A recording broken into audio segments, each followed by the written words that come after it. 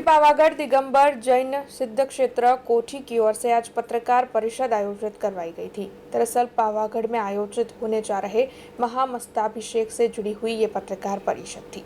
पावागढ़ में श्री 1008 महावीर स्वामी मंदिर परिसर में मान स्तंभ का महामस्ताभिषेक जो हर 12 साल में आयोजित होता है, इस साल भी आयोजित होने जा रहा है।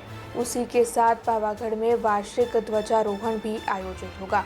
20 से लेकर 22 फरवरी तक ये पूरा आयोजन चलने वाला है।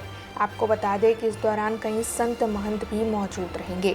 उसी से जुड़ी हुई पत्रकार परिषद आज श्री पावागढ़ दिगंबर जैन सिद्ध क्षेत्र कोठी की ओर से आयोजित करवाई गई थी और इस महामस्ताभिषेक से जुड़ी हुई ज्यादा जानकारी पत्रकार परिषद के दौरान मुहैया करवाई गई। पावागढ़ खाते पर्वत पर 7 दिगंबर जैन मंदिर है, તે સિવાય કોઈ જૈન મંદિર ઉપર નથી।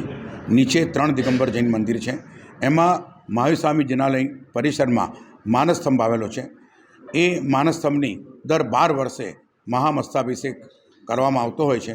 તેના 5મા મહામસ્તાભિષેક માટે આપણે ભેગા થયા છે અને એનો 20, 21 અને 22 ફેબ્રુઆરી 2024 કાર્યક્રમ છે।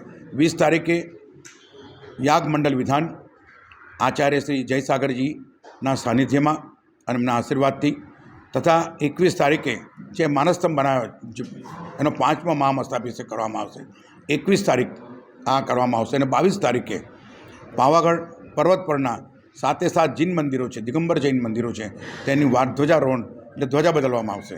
આમ 3 દિવસનો કાર્યક્રમ પાવાગઢ ખાતે રાખવામાં આવેલ છે અને આ માધ્યમથી હું સમસ્ત જૈનેતર ભાઈઓ બહેનોને વિનંતી કરું છું કે આ महामस्ताभिषेक में सम्मिलित थई पोते धर्म लाभ लें। अब खबरों से लगातार अपडेट रहना हुआ आसान। BRG न्यूज आपके मोबाइल स्क्रीन पर।